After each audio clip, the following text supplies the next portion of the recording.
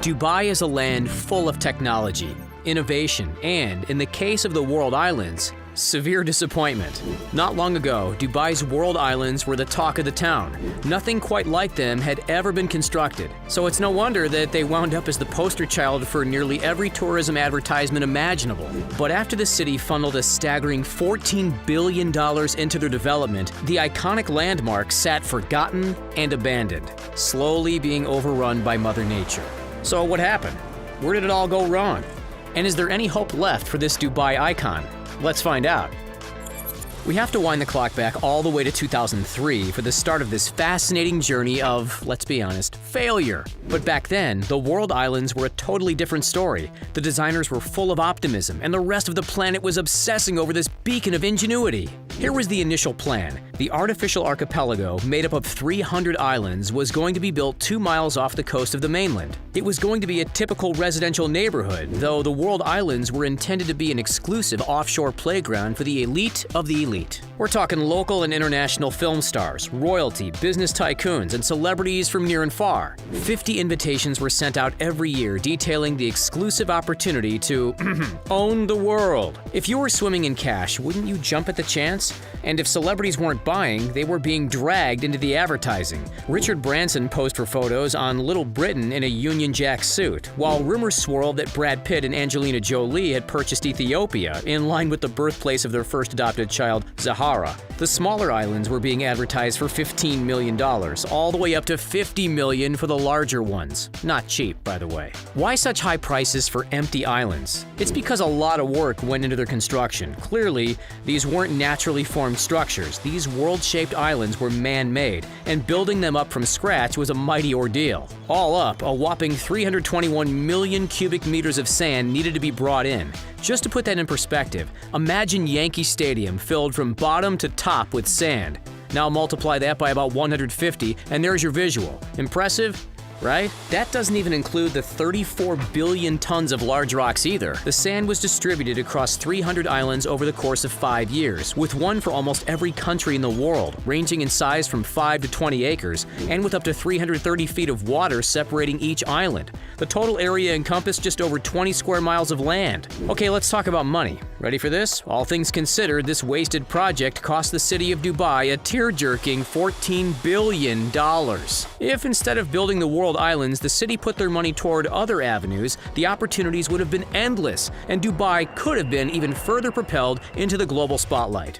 But no. For $14 billion, Dubai could have built another 9 identical copies of the world's tallest building, the Burj Khalifa. For $14 billion, Dubai could have constructed 225 replicas of the Dubai frame, almost enough to create a circumference around the entire city. For $14 billion, Dubai could have constructed another 13 versions of the Burj Al Arab, the world's only 7-star hotel. Perhaps most importantly, for $14 billion, Dubai could have created a second version of the Palm Jumeirah, a revolutionary man-made archipelago that was already proven to be astoundingly successful. Yet, despite all these imaginative and realistic possibilities, they took the wrong option, opting to build the World Islands, which have sat mostly abandoned since their inception, slowly falling victim to the ocean. The empty islands aren't a failure solely because of the unwise allocation of the city's cash. While initially an amazing visual spectacle that truly deserved to be on a postcard, the aesthetic of the World Islands is now, well, kind of sad, really. See for yourself. The hope was for the World Island to resemble a bird's-eye view of a world map.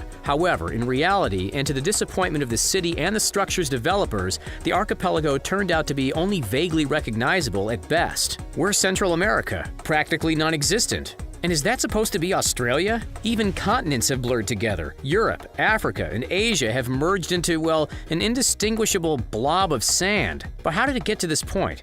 Part of the blame goes towards sinking and erosion, and the other part goes toward the project remaining unfinished. Primary cause for the lack of completion can be pinned down to one event, the GFC. Because of the destructive effects of 2008, Nikhil Properties, the developer, had to halt production in 2009. By then, amazingly, 60% of the islands had already been sold to private companies and investors. But after that point, Mother Nature started to take over, and the islands began to lose their well-defined borders. While the GFC was indeed the catalyst for failure, it wasn't alone. The islands had also no access to electricity, which, given its intention to house properties, was a huge issue. There was a plan in place to install electric cables under the Persian Persian Gulf. However, it was never carried out. Then we've got another important reason for their struggle, the dilemma of choice. Dubai already has another incredibly successful man-made archipelago, the $12 million palm tree, officially known as Palm Jumeirah. This structure welcomed its first residents in 2007 before the world islands hit their roadblock. As you can see, today this place is thriving. The Atlantis Hotel is a hotspot for celebrities, with its lavish Atlantis Bridge suite holding the distinction of being one of the most expensive hotel suites in the world, zeroing in at $25,000 a night. Properties are going up left, right, and center, and it's still far from being full. So with another perfectly good set of islands already flourishing, why would Dubai keep throwing money at something seemingly destined to fail? In a city constantly building and creating innovative landmarks, time and money appeared to be better spent elsewhere. Only 9 of the 300 islands have been developed. These ones, Lebanon Island, Pete's Island, and 6 islands making up the so-called Heart of Europe resort, and Michael Schumacher Island, yep, named after the Formula One driver. As for Africa, Asia, Australia, and South America, well, they're still just piles of sand slowly drifting away.